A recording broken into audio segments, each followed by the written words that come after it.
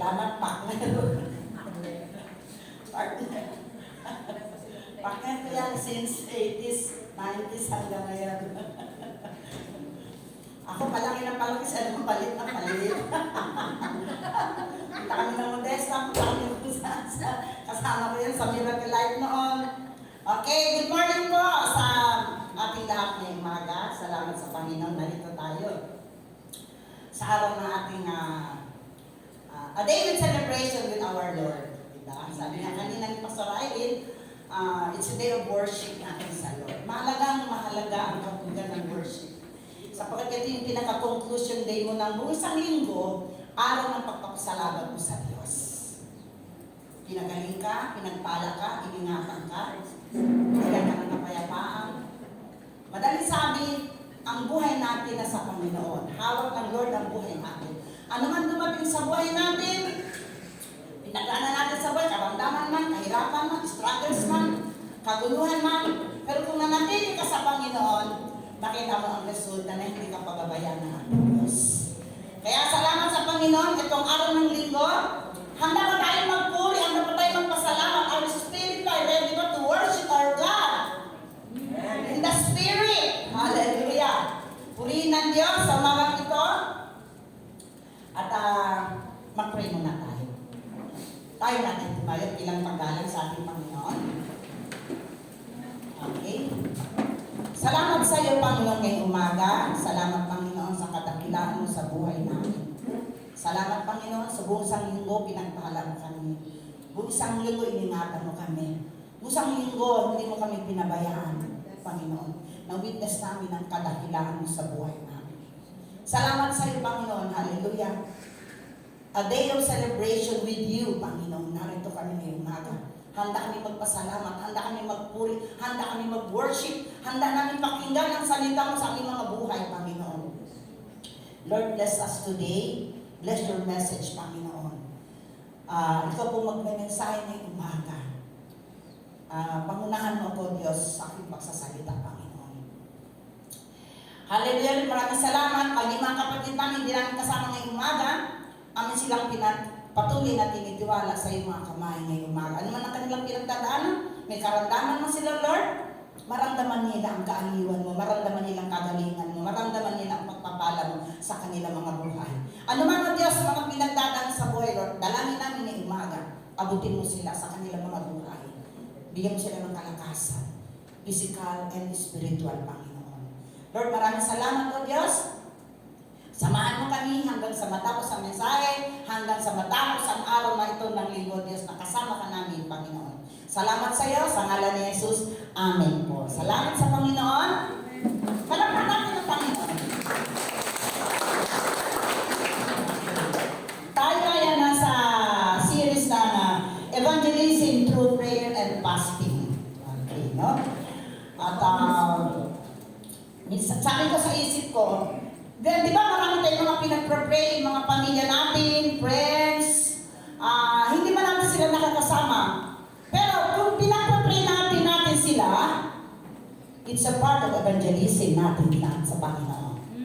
Hindi mo man sila mga board, hindi mo man sila na-face-to-face araw-araw, oras-oras. Maaaring pwedeng tawagan, pero the most is makita natin doon. Pag pinag-pray natin isang tao, sa evangelism part ng buhay ng kapatid. So marami tayong mga pamilya, mga loved ones natin, mga relatives natin, na sa Zamboanga, sa Bicol, sa Kabisayaan, sa Hulo. Hallelujah! Ang dami natin, hindi may mga kamag-anak tayo na sa mga probinsya kasi hindi naman tayo lahat taga Marikini. Hindi naman tayo lahat taga Manila. Maraming Bisaya, may Sambuanga, may Tausug, may Bicol, may Ilocano. Hallelujah! Pinagsama-sama tayo ng Panginoon sa iglesia ito para sa araw ng pagsamba natin sa Kanya. Salamat sa Panginoon. Hallelujah. Thank you sa Lord. Muli natin nakasama si Brother Alex Garcia. Salamat, Pastor Alex. Sister Jean at ang kanyang asawa. Mga pamangkin. Kalapakan natin ang Panginoon. Huh? Si Lord ang nag-inspire sa bawat puso. Si Lord ang nanguna sa atin, nabigay ng strength, nangusap sa ating mga tenga, sa ating mga puso kung bakit tayo tayo. So, ngayong umaga, carry ba ito ng 30 minutes? It's already 10 to 11? 10 to 10. Tama ba yan? Yes. 10 to 10? Yeah. 10 to 10. 10 to 10. Kailangan matapos ako ng 11:20. Ganon? Okay. Pwede. Sige. Okay. Ano naman? Sobrang naman ang konti. Mahal na. 20. Praise God. Salamat sa Panginoon at nakasama natin si Kuya Ray Malakad. Okay. Salamat sa Panginoon. Nakakatuwa ang Lord ngayong umaga.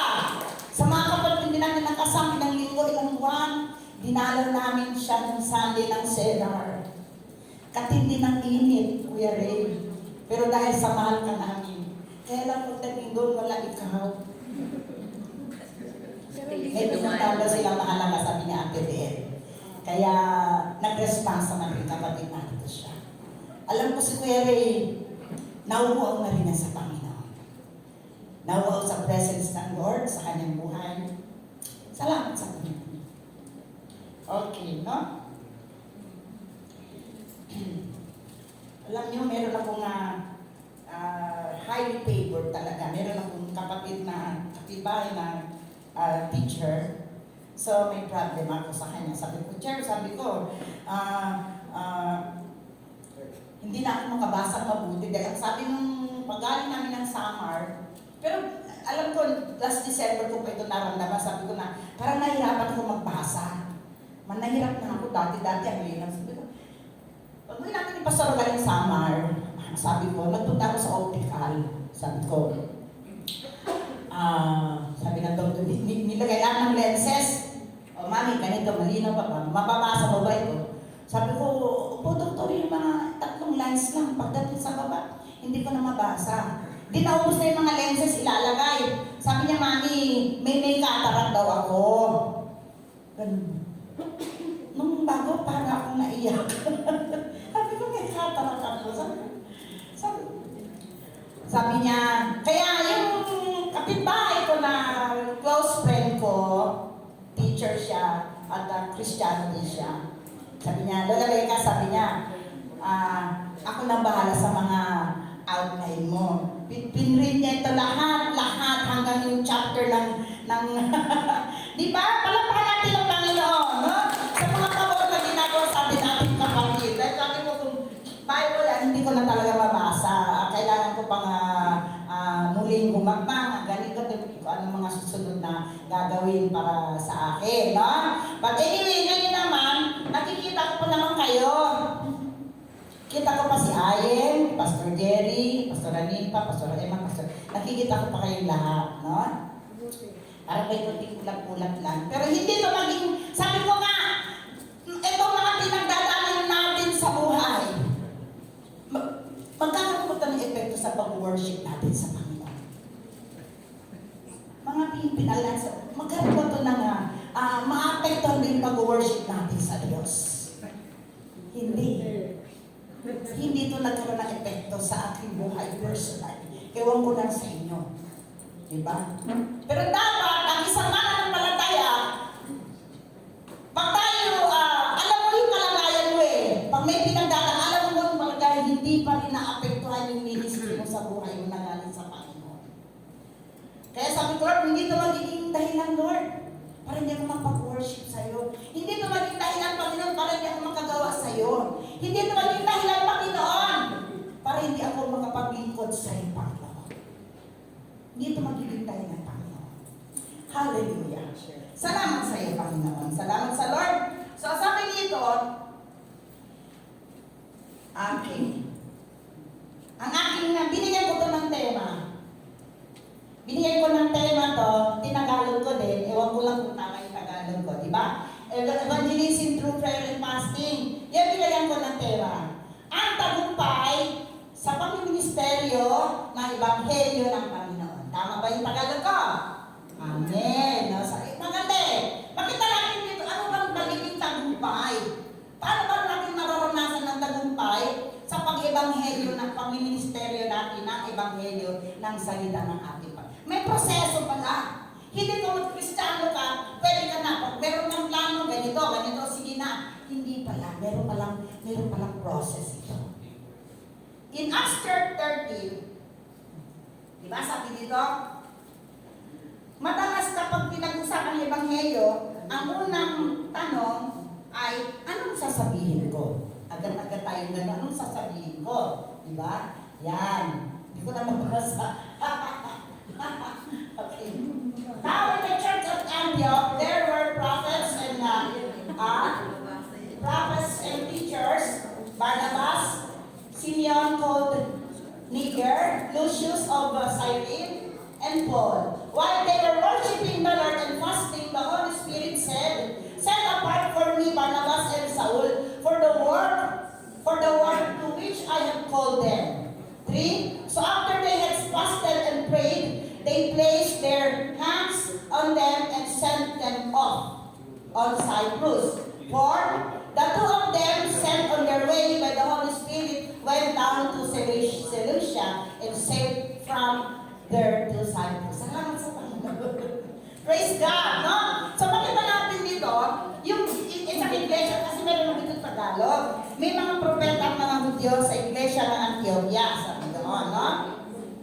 Sa isang church, sa Antioch. At nandoon ng mga leaders, mga prophets, mga teachers, mga leaders ng church, madaling sabi. At nandun si Paul, si Pablo, si Saulo, at si Bernabe. Bernabe. Ngayon, ang sabi doon, okay, nung binasa ko yung introduction natin sa introduction, hindi muna nila humayo. Okay, introduction tayo. Pero sa Acts 13, makikita natin, hindi yan ang unang ginawa ng iglesia. Diba, no? Sabi daw, example, sabi ng mananampalataya, parang pag sinabing Ebanghelyo, ano nga ba sasabihin? Minsan ganito tayo, no? Lalo pagka nung mga, halimbawa, medyo bata-bata ka pa sa Panginoon, pag sinabing evangelism, agad-agad, iyan mo yung sarili mo. Anong sasabihin, anong gagawin ko? No? May konting problema doon. Pero ang sabi dito ng ating series, pero sa Acts 13, makikita natin hindi yan ang unang ginawa ng iglesia. So, yung church na hindi yun ang ginawa nila, di ba? Bakit? Dahil ang una, ang tunay ng kapangyarihan sa Ebanghelyo ay magmumula sa Diyos, hindi sa atin. Di maliwanag pa yan, di ba? Tayo, no, mga Kristiyano, tayo mga matagal sa tayo, mga leaders, mga pastors, mga workers ng church. Yung sabihin, ang iglesia, anumang pag-uusapan, ang iglesia, anumang project, anumang iglesia, anumang plano, ang sabi doon, hindi magmumula sa atin. Maliwanag kundi magmumula to. Ibig sabihin, lahat ng plano natin, lahat ng gusto mangyari para sa church, pag nag-meeting tayo, mga leaders ng church, pag nag-meeting, number 1 talaga ang sabi doon, kinakailangan tayo ay kumonsulta sa ating Panginoon. Diba? Diba? Diba? Pag may sakit tayo diba? Kumukonsulta tayo sa doktor. Diba?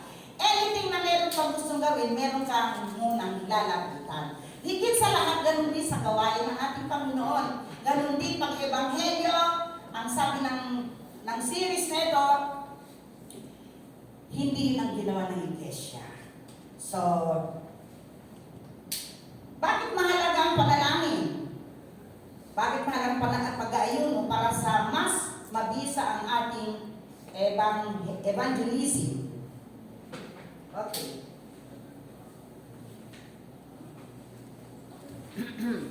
So, anong ginawang church? Ang sabi doon, point 1, seek God's direction. Yan.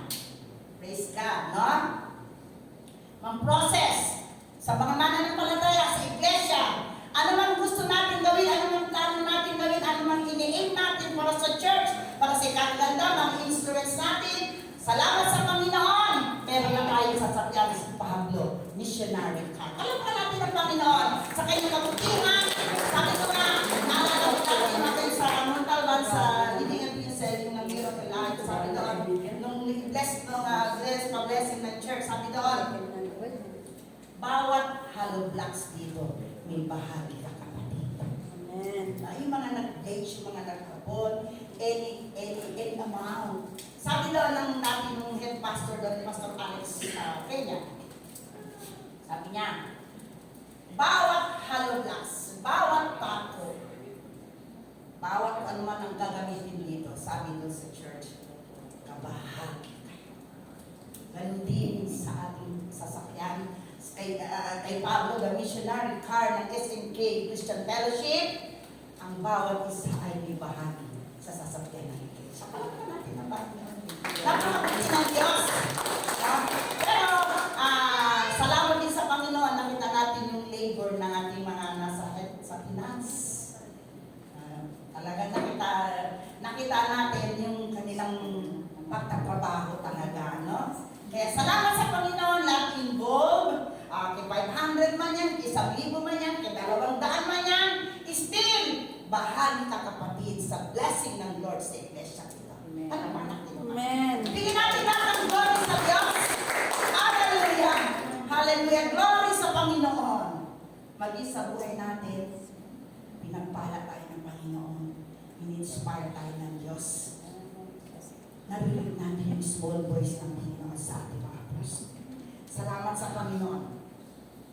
Kaya sabi doon, sa Acts 13:2, sabi doon, ang first step na ginawa nila para hanapin ang seek God's direction. Sabi doon, while they were worshiping the Lord and fasting, the Holy Spirit said. So makita natin yung mga keyword dito. Ano yung mga keyword na ginawa ng iglesia para matumpungan, para ma-meet nila ang direksyon ng ating Diyos? Number 1, worshiping God. Hallelujah! Pinakamalagang part natin sa buhay ministeryo ang pag-worship natin sa Diyos. Amen. Ang sarap magpuri sa Diyos. Ang sarap mag-worship sa Lord. Hallelujah! Amen. Masarap ilaan yung araw sa Panginoon. Kumusta yung mga worshiping life? Kumusta yung Tagalog? Pagsambang buhay natin sa Panginoon. Meron ba tayong kauhawan sa Diyos? Amen. Amen. Meron ba tayong eager sa Lord? Meron ba tayong preparation for something to meet and to worship my Lord, my great healer, Amen. My great comforter, my Savior? Meron ba tayo ganitong klaseng puso para sa araw ng ating Panginoon? Meron ba tayong inspirasyon mag-worship sa Panginoon? Ang sarap mag-worship sa Lord. Kanina narinig na naman yung boses din, Carla Martinez. Praise God! Sa mga boses na, mga tinig na binibigay ng Lord sa kanyang mga anak. Hallelujah! Napakasarap pakinggan ng mga awitin, pagsamba mo sa Diyos. Alam mo yung may mga tayo na tayo talagang parang piling mo na sa langit ka na, piling mo na kaharap mo na ang Diyos, piling mo na nandyan na ang Panginoon, piling mo na kasama mo ang Panginoon sa mga moment when you worship God. So makita natin sa iglesia, anong ginawa nilang first step? They worship the Lord. Hallelujah! Sa sinamba nila ang Panginoon, sinamba ng iglesia ang Diyos. Kasama mga teachers, mga prophets, mga leaders ng church. Makita natin dito, ang buhay natin, pagsamba natin sa Panginoon. Ay pagpapalit ba natin yung pagsamba natin sa Diyos sa anything bagay sa mundo ito? Masaya ba ang puso natin? Masaya ba ang spirit natin when we are out of the church? Hello, mga kapatid sa Panginoon. Masaya ba ang ating katawan? Masaya ang katawan mo, maring katawan mo, masaya ka. Pero take note, Christian ka. Masaya ka yung spirit mo.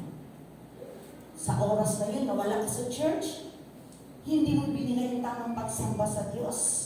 Hindi mo binigay. Ano yung conclusion ng worship God? Ito yung pinakapagsamba, pinapasasalamatan mo ang Panginoon.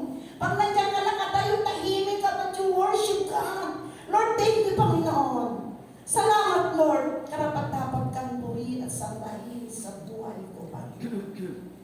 Nagpapasalamat tayo sa Diyos. Pinaka-conclusion, you meet the Lord. Celebration day natin with the Lord. Hallelujah! Nandito tayo may umaga. Sama-sama natin sambahin. Pasalamatan ng Diyos at pakikinggan ang salita ng Panginoon bilang pagkain ng ating mga kaluluwa. Palapakan natin. To God be all the glory. To God be all the glory. To God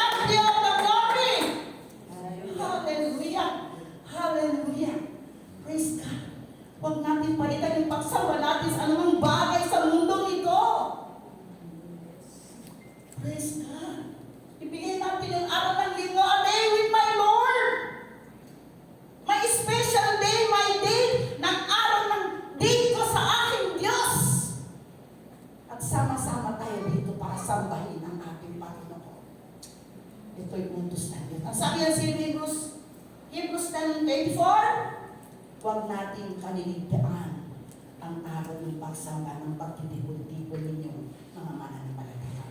Bakit sinasabi ng Panginoon yun? Sapat ang pagtitipon natin sa harapan ng Diyos, itong nabibigay kalakasan sa bawat isa.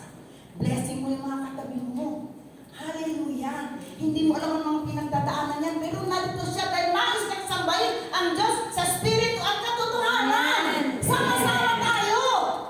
Walang tanong ang pinagdadaanan sa buhay, walang tanungan. Ikaw at ang Diyos lamang nakakaalam.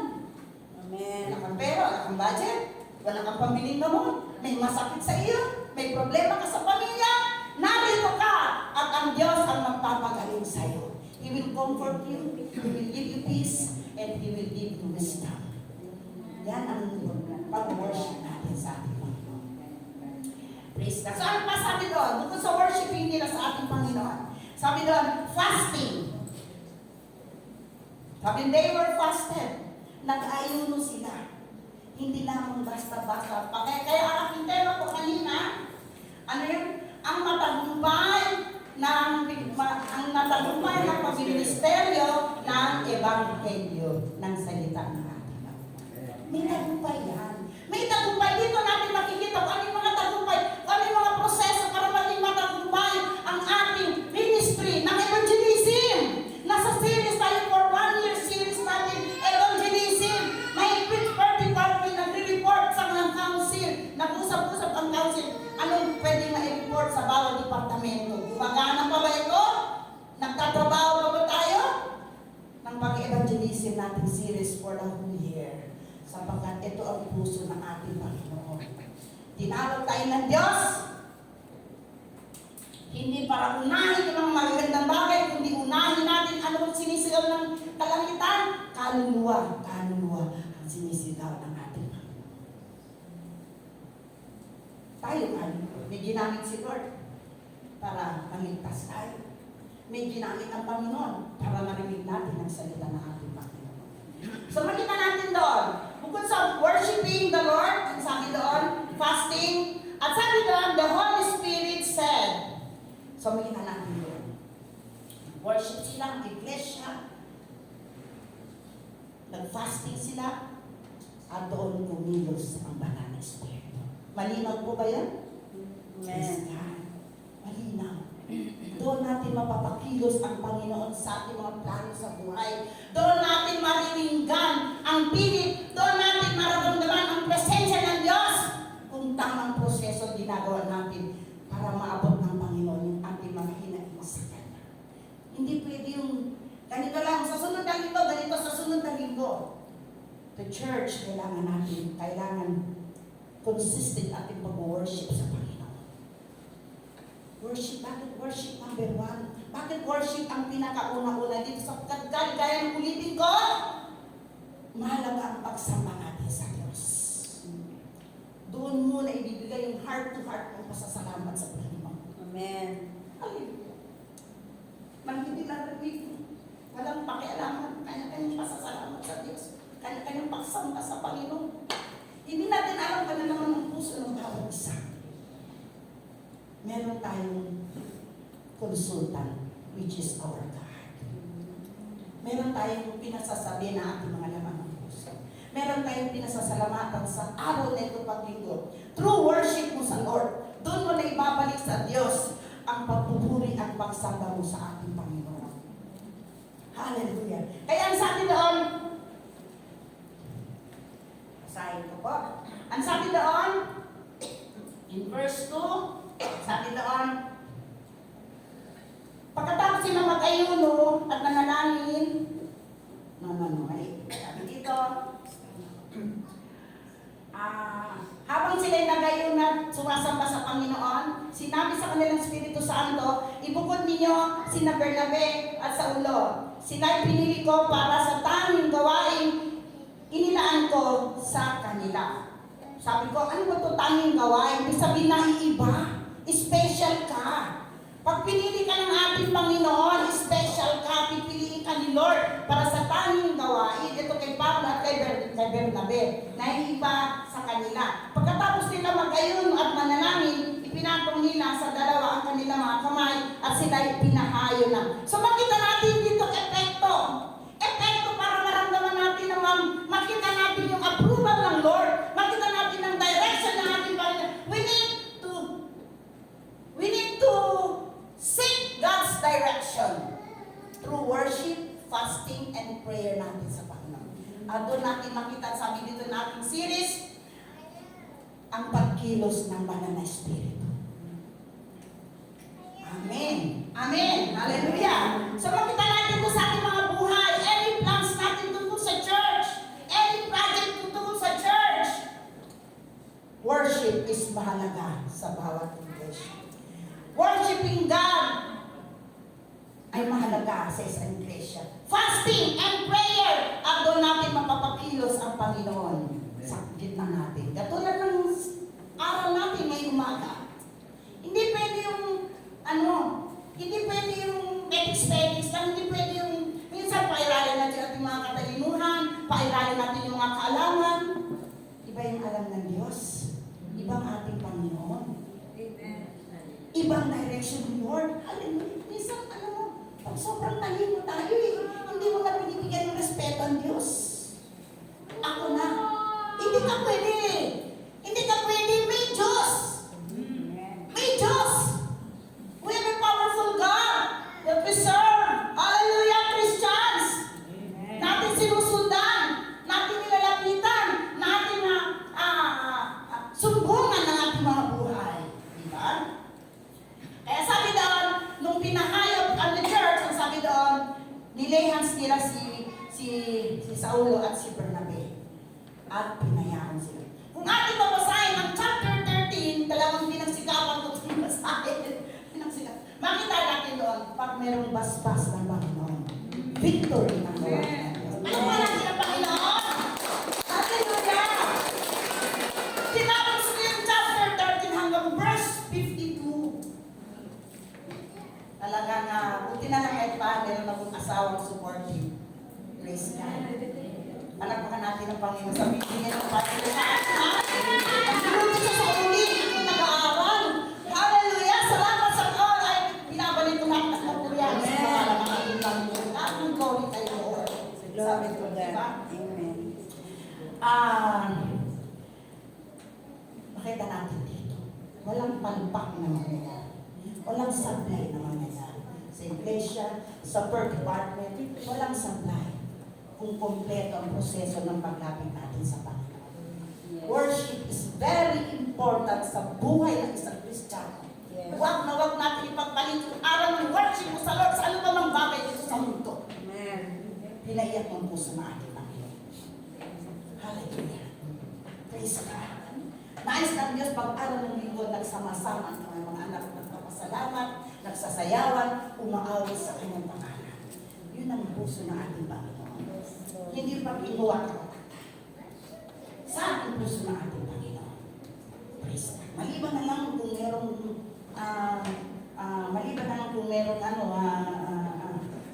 valid na reason.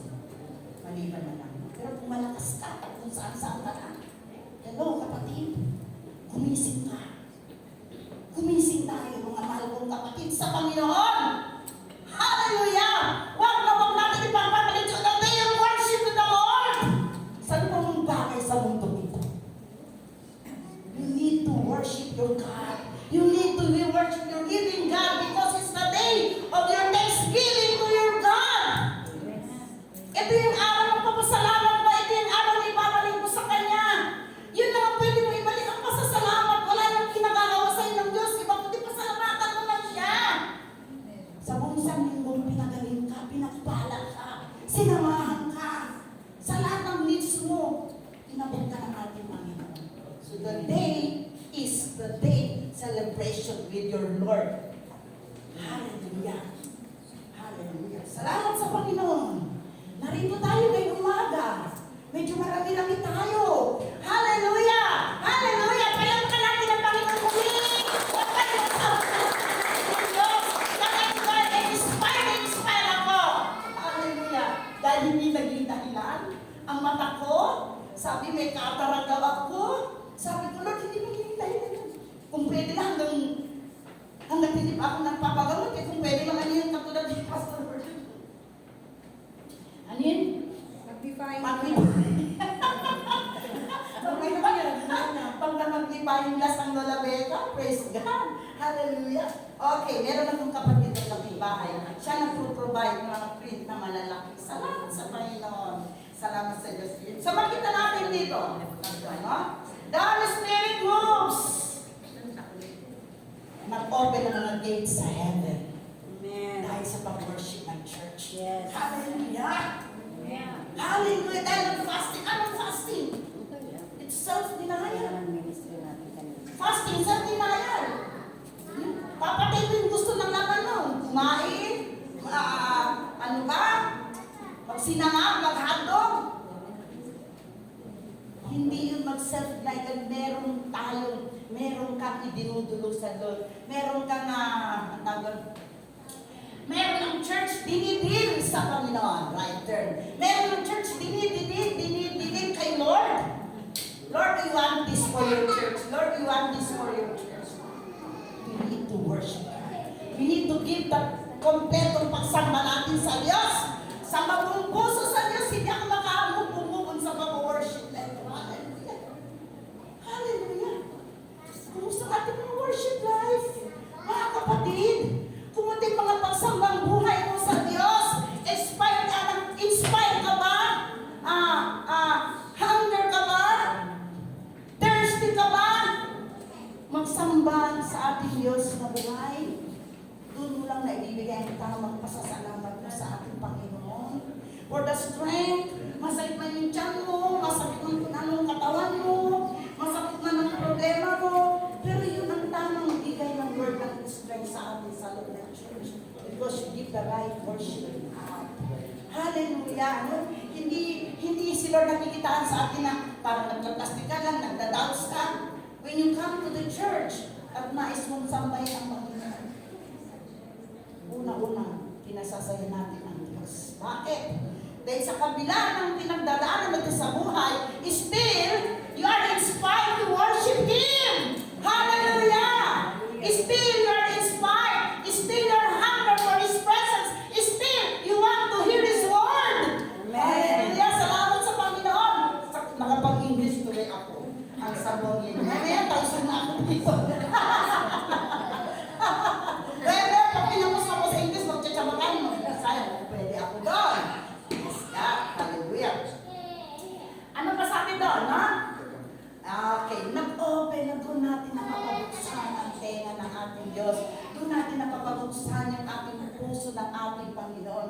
Doon natin napapa-open ang heaven's gate because of your worship, because of your fasting, because of your prayer to God. Hallelujah! Iba bakit nakakawa natin kasi in spite of sa kabilang may pinagdadaanan, still nagpe-pray tayo, still nagpa-fast, still nagpa-worship, you give the right, the 100% na right, tamang pagsamba na ibibigay natin sa ating Panginoon. So makita natin church, yung point 1. Yung point 1 natin sa Panginoon, di ba? Seek God's direction. Hallelujah! Unahin natin ang Diyos sa buhay natin, sa iglesia natin, sa anumang plano na meron tayo, evangelistic program, anumang plano natin, pupunta ako sa ganito, pupunta ako sa Bicol, pupunta ako sa Banga, pupunta ako Hala, pupunta ako sa Samar, pupunta ako Bisayaan, pupunta ako kung saan. We need to worship God. Amen. Hallelujah. We need mag-fast tayo. And the third one is, we need ang prayer natin sa Lord. At doon natin mapapagkilos ang puso ng ating Panginoon sa ating mga hinahin sa Diyos. Okay, sige. Mayroon pa rin meron para yan tingin. Okay, ang sabi doon, ang pagkuha, ang pagkilos sa evangelism ay hindi dapat base lang sa plano o programa, hindi sa gabay ng banal na Espiritu. Amen. Ang panalangin pag-ayuno ang nagbukas sa atin sa kanyang direction. Tingnan nyo nga, kapatid at pinratan na anong tama natin illustration. Parang kompas sa gitna ng kagubatan. Hindi sapat ang lakas mo kung hindi mo alam ang tamang daan. Diba? Okay? Okay, so. Ang panalangin ng pag-ayuno, nagbibigay ng kompas para sa mission mo. Is that? Application, bago ka magbahagi ng gospel, mag-pray ka, Lord, saan, kanino kailan? Huwag lang basta lumarga, lumuhod muna. Sabi ni Kuya Ray, hindi namin makalimutan yung dialogue mo. Ano? Tuhurin mo! And yung Kuya Ray, God bless you po. Mamaya, pastor natin, pag-pray natin sila. Ito yung time, hindi na sila ng Lord. Tayo panalangin natin mga kapatid, may pinagdadaan sa. Okay. And the second one, ang point ko natin. Ang point ko natin, sabi doon, soften people's hearts. Tingnan nyo. Tingnan nyo, meron pa rin utos ang Diyos. Para bago tayo lumarga, bago natin puntahan yung mga, ano ba yun? Ano yung mga tinatarget natin. Meron tinuturo ang Panginoon sa atin. Sabi doon, soften people's hearts. Okay, 13:4-5. Ano sabi doon? 13:4-5. Sabi dito, dahil sinugo ng Espiritu Santo, sina Bernabe at Saulo ay nagpunta sa Seleucia at buhat doon sumakay sila sa isang barkong papuntang Cyprus. Nang dumating sila sa Salamina, ipinahayag nila ang salita ng Diyos sa mga sinagoga ng mga Hudyo, katulong nila si Juan ng kanilang. So makita natin dito. Makita natin dito yung paghayag ng dalang pagpatag ng kamay ng church sa kanila. Utos ng Espiritu Santo, pinahayag sila. Makita natin dito. Alam mo, isang mga missionary. Ang mga alagad ng Diyos na humahayag. Makita natin to. Pera hindi problema eh. Hindi naman hindi problema. Karanasan namin ni Pastor, ako, may 2,000 sa anak ko, naubusan pa kami ng gas. Naawa naman ako kay Lolo Ego, iwanan nagkakatuwad-tuwad sa uling. Kaya, ibili na ng gas yung 1.5. Diba? Si Pastora naman lang namin nangyari. Nais kami yung aking Pastora. Kaya, lumaga kami na sa blessing ng church. At pagdating doon, inabot pa kami ng lindol. Unang araw ng seminar, ng module 1, inabot pa kami ng nanilindulan pa kami doon ng alas 2 ng hapon. Diba? Tingnan yung mga Pero makita natin doon ng isang alagad ng Diyos, pag ikaw bibigyan ng word ng gospel na humayo ka, na meron kang basbas ng iglesia, meron kang basbas ng Panginoon. Totoo yan, kapatid. Lahat ng lakad mo ay tagumpay. Dahil kasama mo ang Diyos. Amen. Hallelujah! Masarap talaga! Amen. Ang ating Diyos sa kalangitan. Our great God. Our great God ng buhay natin. Ating pinagiging naman. Nakita natin itong chapter 13. Hanggang sa matapos ang chapter 13. Si Pablo at si Bernabe. Victorious ang kanilang mission. Praise God. Nais pa natin maging victorious sa paglilingkod natin sa Diyos. Yes, I am. Amen. Hallelujah! Palakpakan natin. Yes, I am, Lord. Amen. Gusto natin maging matagumpay dahil yung mga puso natin. Hanggat hilingan, sabi ko, 68 na ako, 69, 70. Walang nabago sa puso ko, sa tibok sa puso sa kanya. Malakas pa ang tibok ng puso ko para sa kanya. Hallelujah. Patanda ng patanda, normal na yun. Maraming bumilito sa katawan ng mga sakit. Tuhod, hindi makabangon ng agad-agad, hindi na makakatakbo, hindi na makahabol ng aso. Diba? Tinopera pa ulo, ngayon mata pa. Hallelujah! Hallelujah! Walang magbabago sa pag-worship sa atin sa Lord. Walang magbabago, kapatid. Problema mo sa anak, problema mo sa pamilya, walang magbabago.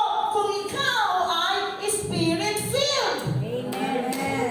Kung Hallelujah. ikaw ay empowered ng presence ng Lord makapangyarihan sa'yo na binigyan ng Diyos na walang pwedeng gumamit. Si Pablo dito, kahit yung salamangkero, pagdating nila sa anong lugar yun, yung gobernador doon, medyo may kaibigan yung salamangkero. Sabi niya, verses 9 to 10 yata yun. Sabi ng salamangkero, yung dumating sila sa kanilang pagnimisyon, maganda, napapatanggap nila yung mga Hudyo, maraming nauhaw, na-convert, ng Panginoon sila, nakilala nila ang Diyos. Eh, isang salamangkero doon na Hudyo, si Elimas, sabi niya, kapit niya yung gobernador doon. Siyempre, meron siyang kapit. Eh, yung gobernador, nakuborn na din. Naiingat sa salita ng Panginoon. Kaya, sabi ni Elimas, ng problema, siya ipang pag naborn na dito, wala na akong kapit, di ba? Wala na akong kapit, sabi ni Elimas. Hinarap siya ni Saulo. Dinagdagan katapang sa mananampalataya ng missionary. Ikaw, anak ng Diablo, sabi gano'n sa kanya. Sinisiraan mo yung kabutihan, pinapapalitan mo ng masama. Diba? So makita natin dito, ang isang tao ng Diyos na dumalakad kami, paspas ng Panginoon, prepared physically, spiritually, empowered ng presence ng ating Panginoon, the Holy Spirit. Pinuspos tayo ng ating Panginoon. Ang tanging gagawin mo lang, lumagat ka lang, dahil alam mo, may paspas ka ng Panginoon, may paspas ka ng Iglesia, maasahan mo yung kapatid. God will provide your needs. God will be with you all the moments of your life and mission. Salamat sa Panginoon. Kaya sabi dito, soften, ano masabi doon, no? In verse 4 and 5, di ba sila'y nangaral, yung unang layag nila, sumakay sila, anong unang pinunta nilang lugar, doon sila na-open nilang gospel na ating Panginoon, mga tao doon, tinanggap ang salita, marami nag-request, napakasarap. Meron talaga tayong presence ng Lord. Marami nag-request. Sabi na ng gobernador, sige, kung gusto niyo mangaral pa kayo dito, wow! Mangaral pa kayo dito. Nag-request pa sila ng mangaral. Sina Pablo doon ng salita ng ating Panginoon. Bagamat meron parang medyo may alagad-alagad doon si Satan, yung si Elimas, yung salamangkero. Pero walang binagbat yung salamangkero na yun. Wala siyang sinabi kasi yung tao ng Diyos ay puspos ng Espiritu Santo ng ating Panginoon. Hallelujah. Empowered by the Holy Spirit, empowered by the presence of God. Walang pwedeng kumontra dyan. Walang pwedeng humadlang sa isang missionary, sa isang alagad ng Diyos na humahayo at kung siya ay puspos ng presensya ng Panginoon. Buong tiwala tayong lumalakad. Dahil alam mo, kasama mo ang Diyos. Alam mo, may paspas ka ng Panginoon. Alam mo, may paspas ka ng Iglesia. Hallelujah! Kaya sabi doon, okay, sabi natin doon, okay, guided sila ng ating Panginoon. Guided sila, empowered by the presence of God, and full of wisdom. Punong-puno sila ng karunungan ng Diyos. Prepared, physically, spiritually prepared. How I wish, Lord, kaya ko bang lumakad, Panginoon? Hallelujah, church! Magkaroon tayo ng desire na ganito. Gamitin pa tayo ng ating Panginoon. Matanda man, bata man. Gamitin pa tayo ng hamon tayo. Hinahamon tayo ng ating Panginoon. Hindi ka naman pipi. Alas-lakas ng bibig ko. Hello!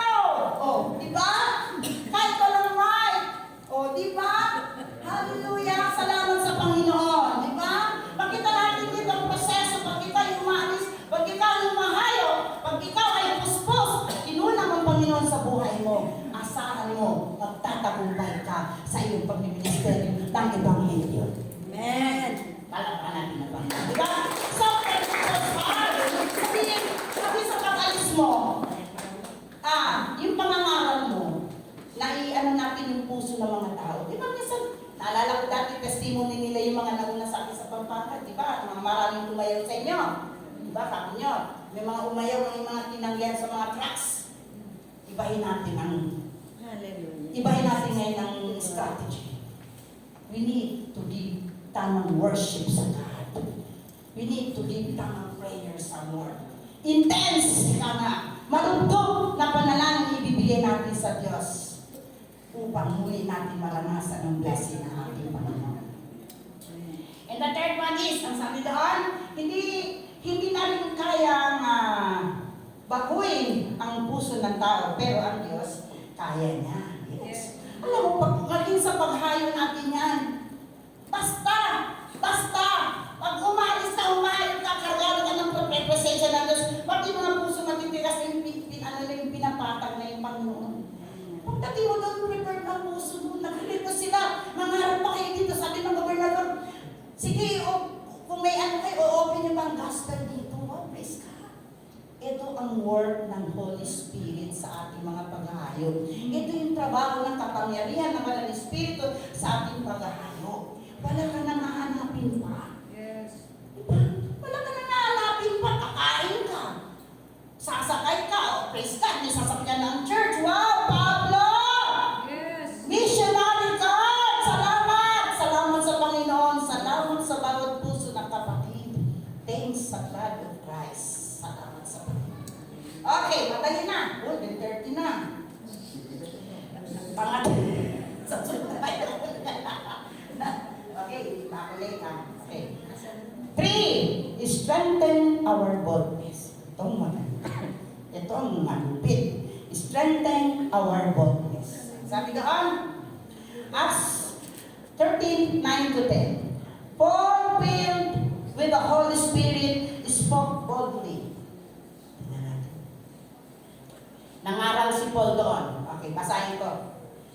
9-10. Sabi dito, si Saulo na tinatawag ang Pablo, tawag ni Pablo, na puspos ng Espiritu Santo, ay tumitig kay Elimas. Ito na yung salamangkero. At nagsabi, ikaw anak ng Diablo, kaaway ka ng lahat ng mabuti. Puno ka ng pandaraya at kasamaan. Hindi ka ba titigil sa pagbaluktot sa matuwid na landas ng Panginoon? Ngayon paparusahan ka niya, mabubulang ka at pansamantalang hindi ka makakakita ng liwanag. So makita natin dito, ang tapang na taglay. Hallelujah! Ang tapang ng taglay mo! Hallelujah! Pagkasama mo kapangyarihan ng Diyos, pag inuna natin ang Panginoon, ang buong iglesia, pag inuna natin ang Diyos, mangyayari ito sa atin, pwede natin itong gawin.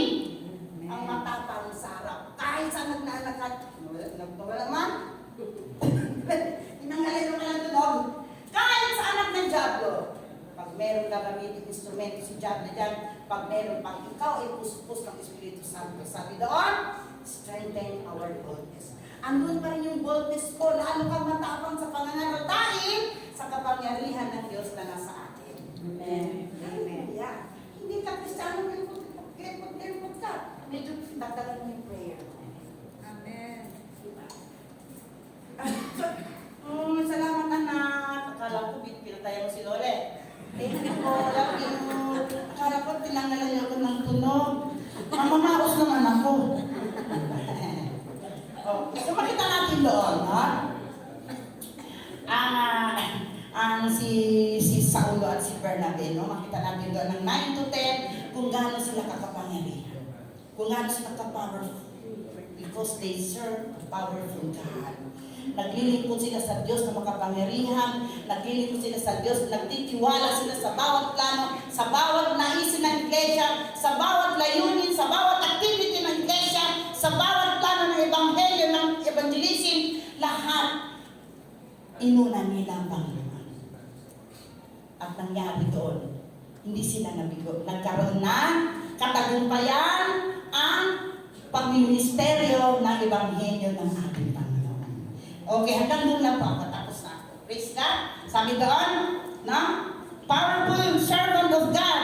Sabi doon, speaks with power. Ito po yun, di ba?